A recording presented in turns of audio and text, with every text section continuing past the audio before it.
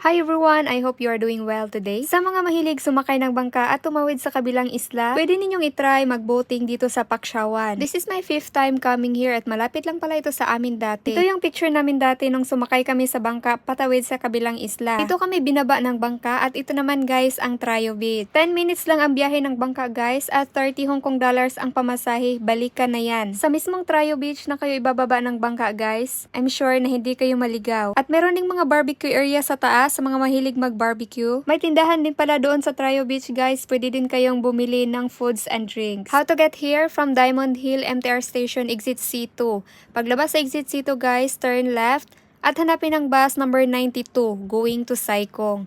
At baba kayo sa Paksyawan. Pagbaba ninyo dito sa Paksyawan bus stop ay lakad lang kayo pabalik at tawid at makikita na ninyo guys ang entrance. Lakad lang kayo pabalik at tawid kayo sa may traffic light. Nga pala guys, ang barbecue area ay nandoon sa Trio Beach at meron ding trails sa mga mahilig ng short hike. At diretsuhin nyo lang ng lakad at makikita na ninyo ang entrance. At pagdating ninyo sa pier guys, hanapin ninyo yung nagtitinda ng ticket. At minsan naman guys, sila yung unang nag-a-approach sa inyo, sila yung nagtatanong kung saan kayo pupunta or pupunta ba kayo sa Trio Beach.